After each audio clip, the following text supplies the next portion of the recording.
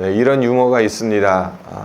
어느 동네에 결혼한 지 10년이 넘었는데도 여전히 깨가 쏟아지는 인꼬 부부가 있다는 소문을 방송국 기자가 들었어요. 그래서 이 부부를 취재하러 그 동네에 갔습니다. 인꼬 부부를 만난 기자가 이렇게 말합니다. 안녕하세요. 이 동네 주민분들 모두 하시는 말씀이 두 분께서 결혼하신 지 10년이 넘었는데도 깨가 쏟아진다면서요. 그 비결이 알고 싶어서 찾아왔습니다. 그러자 부인되는 분이 아주 자신 있게 대답을 합니다. 아이고 뭘요. 저는 그냥 다른 아내들 하는 것과 똑같이 남편 삼시세끼 챙겨주는 것밖에 한 것이 없는데요. 옆에서 아내의 이 말을 듣고 있던 남편의 표정이 굳어집니다. 기자가 이 모습을 보며 이렇게 말합니다. 정말요?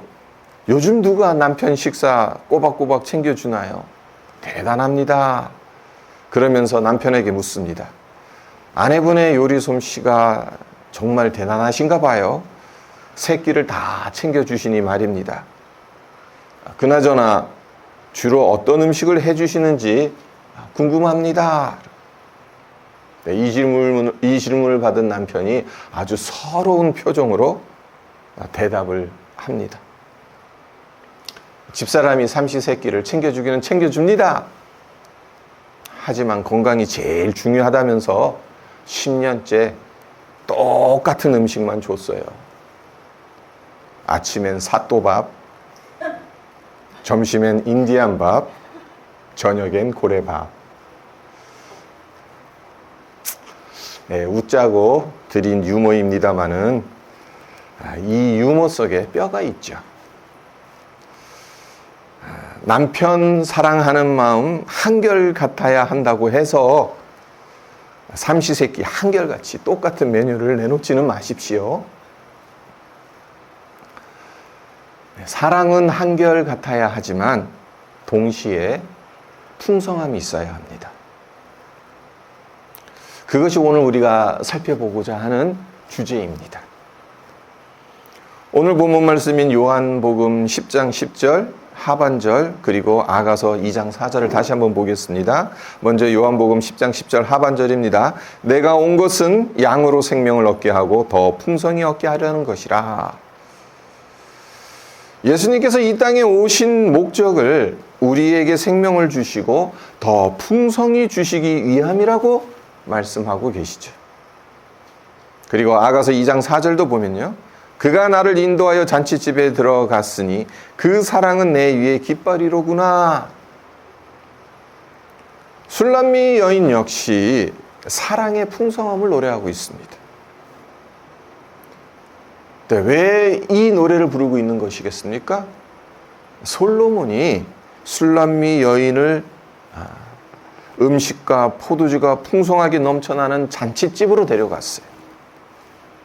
이 잔치집이 상징하는 바가 무엇인지 여러분들도 짐작하시겠죠.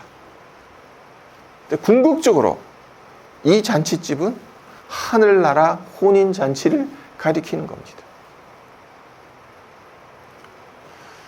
예수님은 우리를 영원한 하늘나라로 영접해 주실 겁니다. 그날 성대한 혼인잔치가 베풀어질 것입니다.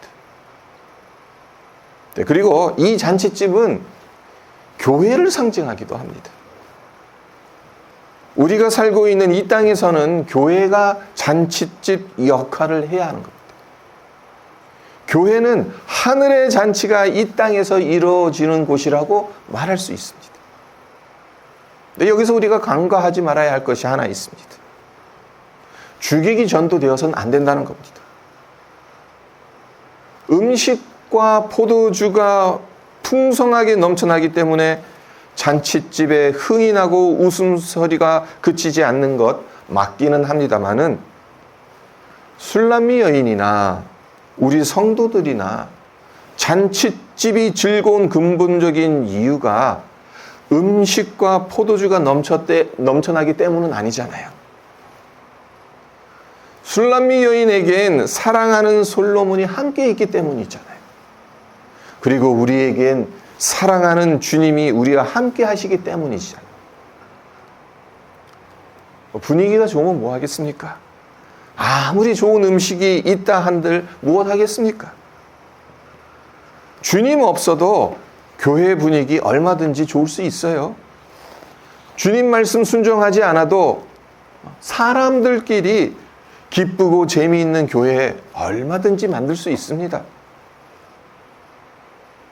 하지만 주님이 계시지 않는 교회가 진정한 교회일까요?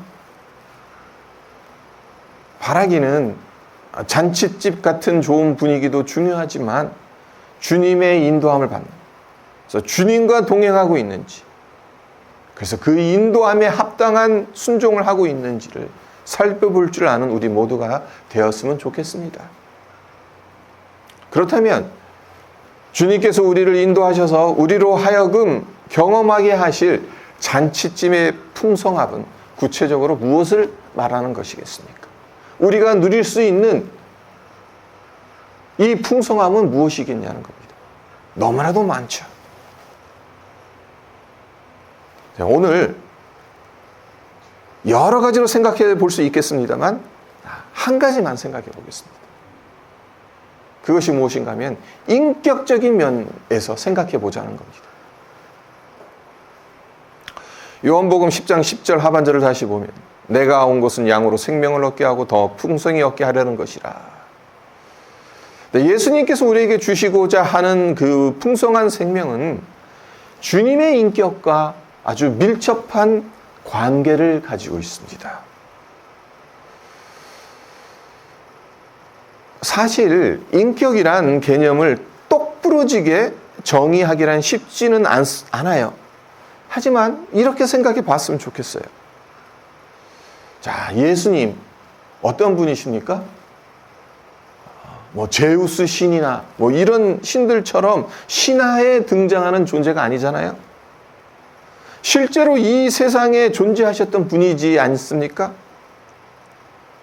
이 땅에 계셨을 때 우리와 똑같이 배고프시면 밥을 드셔야 했습니다. 불의한 일을 보시면 화를 내셔야 했습니다. 슬프면 우셨습니다. 칼 같은 걸로 살이 베이면 피가 나고 아파하셨어요. 십자가에 못 박히면 고통 속에서 죽으실 수밖에 없으셨어요. 하나님이셨지만 참 인간이셨다는 거죠.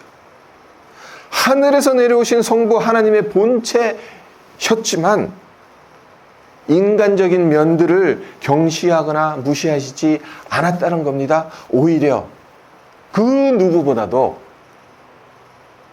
인간됨을 보여주신 예수님이었다는 겁니다. 인간 중에서 가장 인간다운 분, 참 인간 되신 분이 예수님이셨다는 거죠. 이번에는 다른 각도에서 인격에 대해서 말씀을 드리겠습니다. 기도를 어떻게 배울 수 있는 겁니까? 성도님들 경우엔 기도를 어떻게 배우셨어요? 기도에 관한 신앙 서적을 섭렵하는 것으로 배우셨습니까? 아니면 신학교에서 기도에 관한 강의를 듣고 학점을 따서 배우셨나요? 이런 것들론 기도의 원리는 배울 수 있겠죠. 기도에 관한 지식을 얻을 수는 있을 겁니다. 하지만 기도 자체는 배울 수 없습니다. 왜 그렇습니까? 그 이유가 무엇이겠습니까? 기도는 걷기나 말하기를 배우는 것과 같기 때문에 그렇습니다. 기도는 사랑하고 신뢰하는 것과 너무나도 비슷하기 때문에 그렇습니다. 걷는 것, 말하는 것, 사랑하는 것, 신뢰하는 것만 예를 들었지만 이 밖에도 우리 삶에서 근본적이고 중요한 것들, 학교에서 배울 수 있는 것들이 아니잖아요. 책을 통해서 습득할 수 있는 게 아니잖아요. 어디에서 배웁니까? 사람들에게서 배우죠. 그러니까 저의 간증을 드리자면 제가 대학교 1학년 때 예수님을 영접했어요. 예수님을 믿었어요. 그 전까지 기도라는 것 해본 적도 없죠. 어떻게 기도하는지도 몰랐어요. 어떻게 기도를 배웠겠습니까? 그러니까 CCC 순모임에서 순장 기도하는 거 보고, 그러니까 순장이 또 기도하라면 기도시키니까 안 되는 거 계속 연습하고 그러면서 기도를 배우게 된 거죠. 그리고 어느 순간 성령께서 나의 기도를 도우신다라는 그 느낌이 오더라고요. 그러니까 성령에 의지하다 보니까 기도가 배워지는 겁니다. 제가 무슨 말씀을 드리는 겁니까? 기도는 인격적인 관계에서 배워나가는 겁니다. 가는 거예요. 지식적으로 배우는 게 아니라는 겁니다.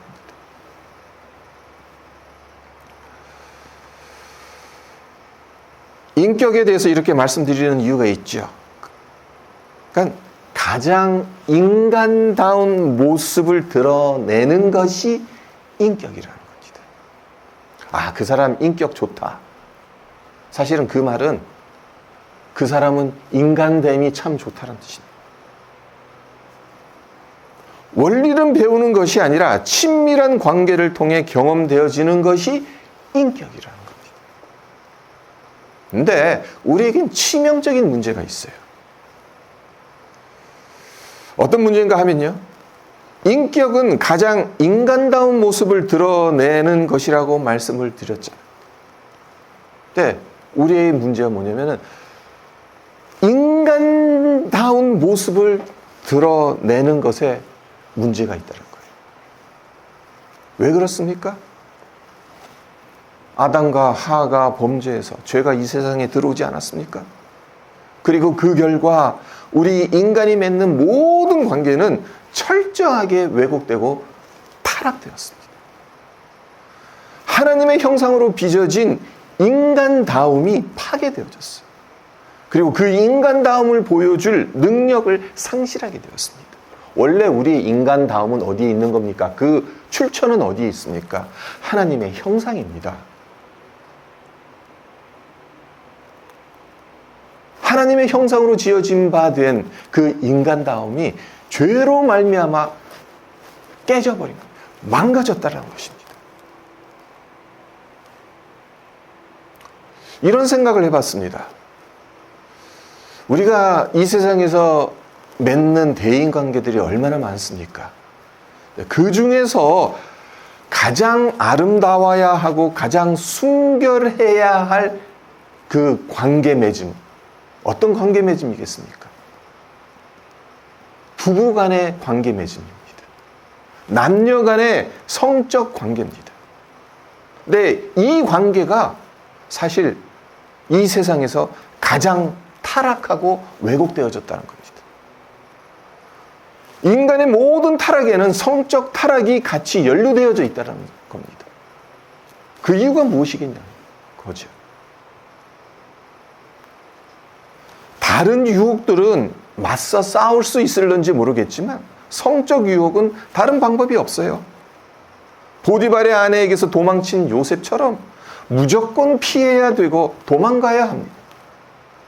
그렇게 하지 않으면 아무리 능력 있는 불의 종이라 하더라도 이 유혹을 이겨낼 수 없습니다. 가장 대표적인 성경의 인물이 다름 아닌 다윗이지 않습니까? 하나님의 마음에 합한 다윗이었어요. 그런 그가 밧세바가 목욕하는 것을 우연히 보지 않았습니까? 여기까지는 그럴 수 있어요. 의도적으로 한 게 아니니까. 옥상에 올라가서 이렇게 이리저리 돌아보다가 그냥 본 거예요. 거기서 멈췄어야죠. 하지만 문제는 그의 시선을 다른 곳으로 돌리지 않았다는 거죠. 그가 시선을 다른 곳으로 돌리고 그곳을 즉시 떠났다면 아무 일 일어나지 않았을 겁니다. 하지만 넋을 잃고 지켜보다가 남의 아내를 범한 죄를 저지르게 되죠. 거기서 스탑하지 않습니다.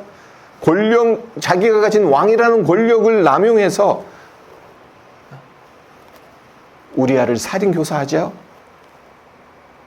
그리고 영적으로는 이 이후로부터 하나님과의 교제마저 소원해지는 죄를 범하게 되지 않습니까? 천하의 다윗이 왜 이런 지경으로까지 떨어진 것이겠습니까?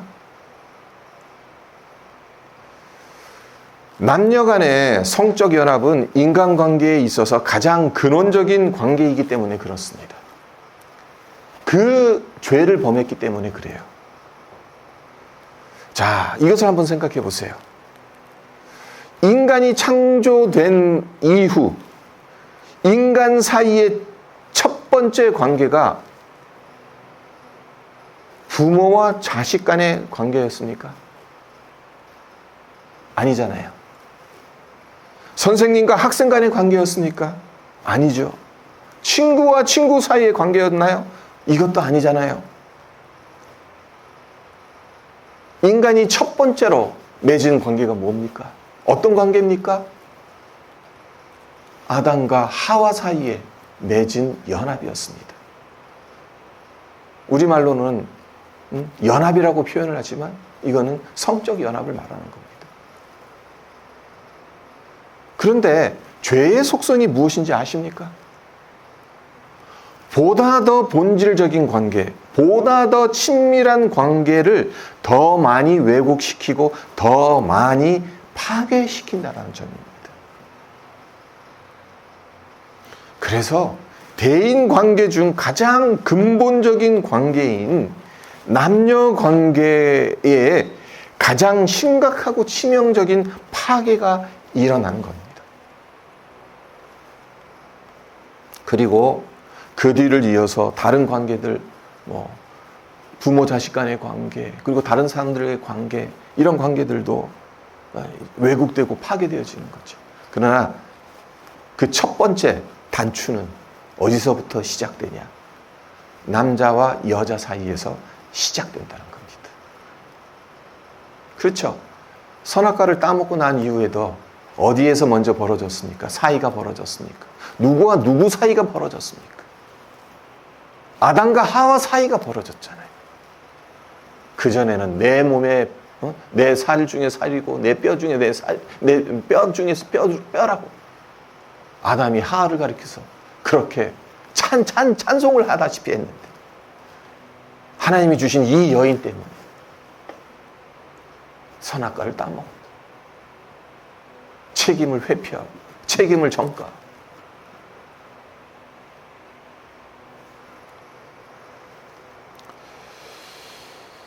이런 점에서 요한복음 10장 10장을 다음과 같이 해석할 수 있을 것 같아요.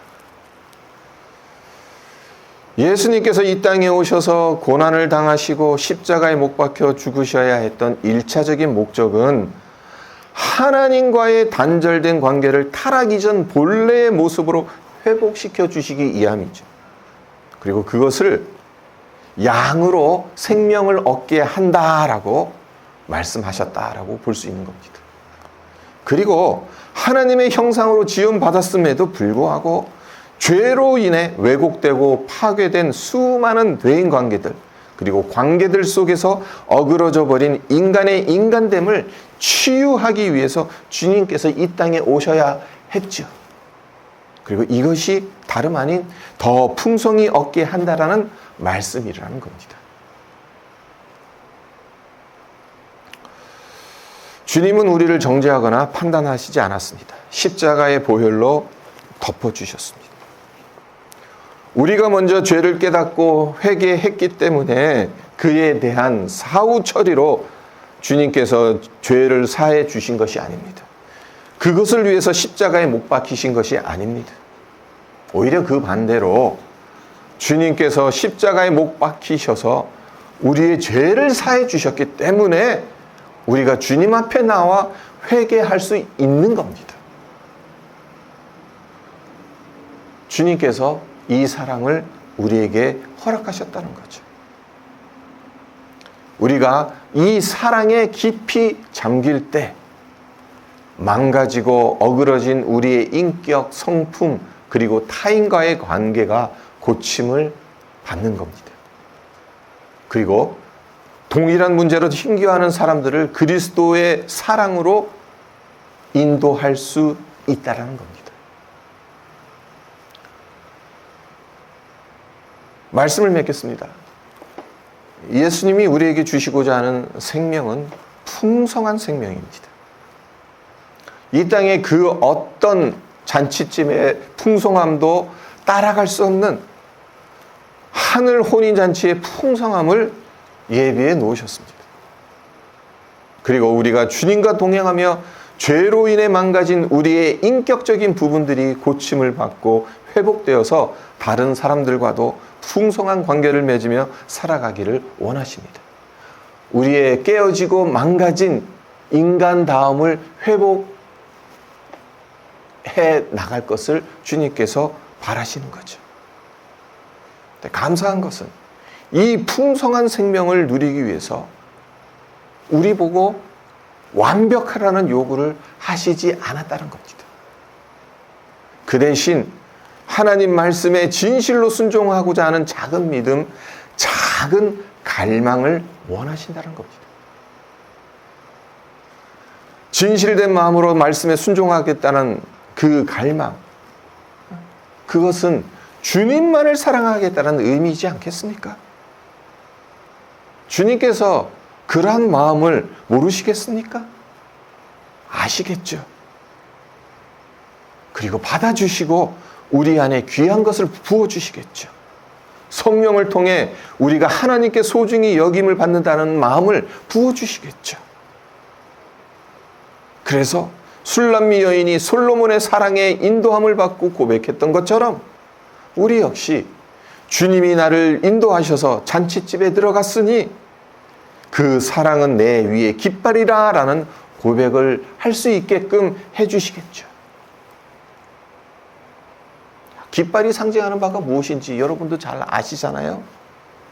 다들 다운타운 세인트 클레어에 위치한 대한민국 총영사관을 방문해 보셨을 텐데 총영사관 건물 앞에 보면 태극기가 휘날리죠.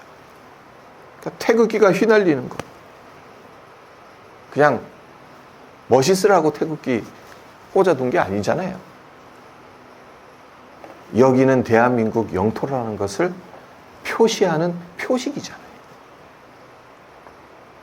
그렇습니다. 깃발은 그 땅의 주인이 누구인지를 알려주는 표식입니다. 그렇기 때문에 그 사랑은 내 위에 깃발이라는 말은 주님의 사랑으로 나를 소유 삼으셨고 나의 주인이 되셨다는 의미입니다. 만유의 주제 되신 주님께서 여러분의 주인이 되셨다는 겁니다. 그러니 두려울 것이 무엇이 있겠습니까?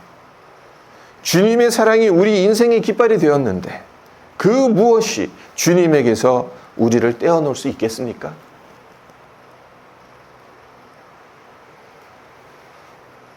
우리는 이미 주님께서 허락하신 이 생명, 그것도 풍성한 생명, 우리 안에 소유하고 있어요. 네, 안타깝게도 많은 사람들이 그냥 죽어서 하늘나라 올라가서 영원히 살겠구나, 그렇게 구원을 자꾸 축소시킵니다. 하지만 이 땅에서도 풍성한 것들로 우리의 구원을 누리면서 즐기면서 살아가라고 주님께서 이 풍성한 생명을 주셨다라는 것, 우리는 잊지 말았으면 합니다. 그래서 주님께서 이 땅에 오신 목적이 우리로 생명을 얻게 하고 더 풍성히 얻게 하려는 것임을 깨달아서 주님의 사랑으로 인도함을 받는 인생이 얼마나 복되고 풍성한 인생인지를 경험하시기를, 그래서 주님의 사랑이 내 인생의 깃발이라는 고백을 드리는 우리 모두가 되시기를 주님의 이름으로 축원드립니다. 기도하겠습니다. 주님, 우리에게 주신 생명은 너무나도 귀한 생명입니다. 풍성한 생명입니다. 솔로몬이 술람미 여인을 포도주와 떡이 풍성하게 넘쳐나는 잔치집으로 인도하여 갔고, 그곳에 인도함을 받은 술람미 여인이 솔로몬의 사랑이 내 위의 깃발이라고 고백했던 것처럼, 하나님께서 우리에게 베풀어 주신 그 사랑은 이 세상 그 어떤 것도 끊을 수 없고 빼앗아서 갈 수 없고, 하나님의 소유이기 때문에, 하나님이 우리의 주인이시기 때문에, 주님이 우리의 깃발이시기 때문에 우리가 이 땅에서 풍성한 것들을 누리며 살아갈 수 있음을 감사합니다. 우리가 이것을 머릿속에만 가둬두지 않게 하시고 우리의 삶 가운데서 실제적으로 하나님 누리면서 경험하면서 살아갈 수 있도록 성령께서 인도하시고 하나님 이끌어 주시옵소서. 감사드리며 예수님의 이름으로 기도합니다.